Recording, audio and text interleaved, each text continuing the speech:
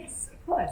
My name is Bella Peacock. I'm a senior editor for PV Magazine Australia, and we write about the renewable energy sector, including solar, but also hydrogen and battery storage.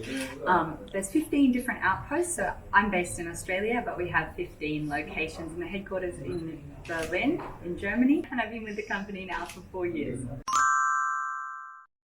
Oh, I think it's going to be super interesting because the uptake of N-type technology has been so rapid in terms of how quickly the manufacturing shifted towards it. And so I think it's a really interesting time to talk a little bit more about the benefits it holds, especially because it has some really special features like working well in high temperatures, which is obviously really important in Australia.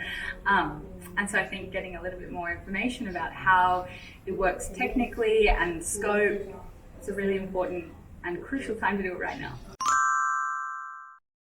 I think the PV market in Australia is a really interesting one because it's so dominated by the rooftop segment, and we're obviously having a few troubles in the large scale segment. There's a lot of kind of push and pull going on just in terms of things like grid connections and regulations, which makes that a bit difficult. But I think the Australian market's quite special in terms of it's actually Australian people who support solar mostly by putting it on their rooftops, and we've already seen such huge uptake of solar in Australia. I mean, we have more solar here than anywhere in the world per capita, and I think it's a really exciting market then to kind of be a part of. I know just from myself working inside the magazine, obviously we're reporting on solar, but just being in Australia and living here, solar is also really part of the mainstream in a way that I think is quite unique, and there's a lot of excitement about this kind of synergy between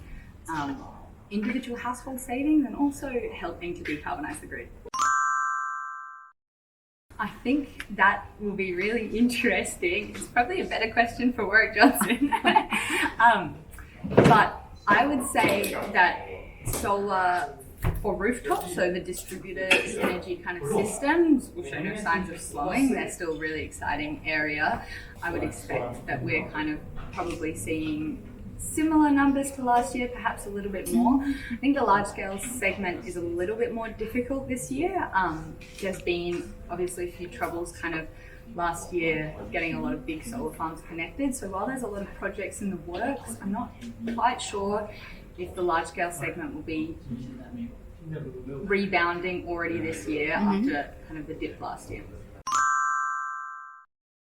Well, that's a good question indeed. I know you've got kind of 57 gigawatts of N-type manufacturing at the end of 2023. Yeah, and I think it'll be really exciting. I mean, I think you guys are at the forefront of the shift to N-type, and already it's growing in such a huge market share.